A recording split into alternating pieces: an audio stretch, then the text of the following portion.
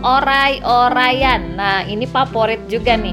Oray-orayan adalah kaulinan barudak lembur yang dimainkan secara berkelompok. Permainan ini menggabungkan 3 unsur seni, yaitu kakawihan, puisi, dan seni peran. Ini juga ada nyanyiannya juga ya, teman-teman masih inget kan zaman dulu? Nih oray-orayan.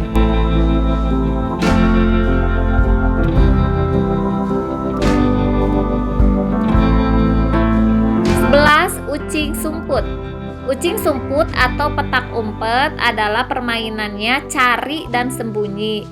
Cari dan sembunyi ini biasanya dimainkan minimal 2 orang. Nah, kalau lebih dari 2 orang pasti lebih seru ya. Di sini adalah ucing ya berperan sebagai pencari teman-temannya yang bersembunyi. Si ucing ini nantinya akan memejamkan mata, biasanya dihitung sampai 10. Dia menghadap tembok, pohon atau apa saja supaya tidak melihat teman-temannya yang bergerak dan bersembunyi.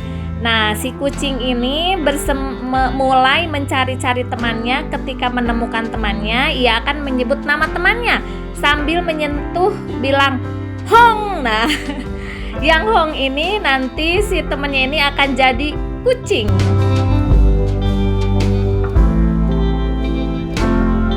12. Perepet jengkol. Perepet jengkol dilakukan beberapa orang. Cara mainnya yaitu berdiri dengan sebelah kaki ya.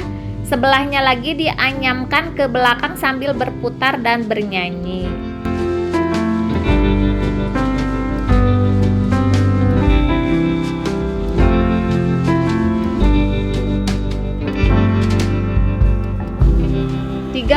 Anyang-anyangan.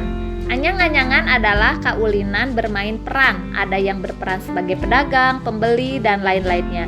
Nah, yang saya ingat dulu itu saya jual daging ya, itu dari jantung pisang yang diiris-iris kan warna merah ya, daging sapi.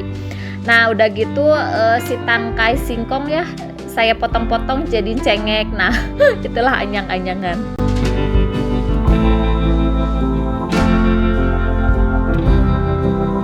14. Permainan boy-boyan.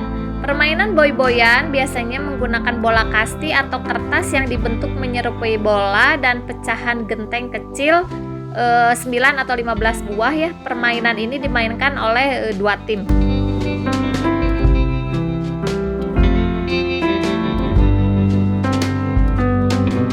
15. Bebentengan.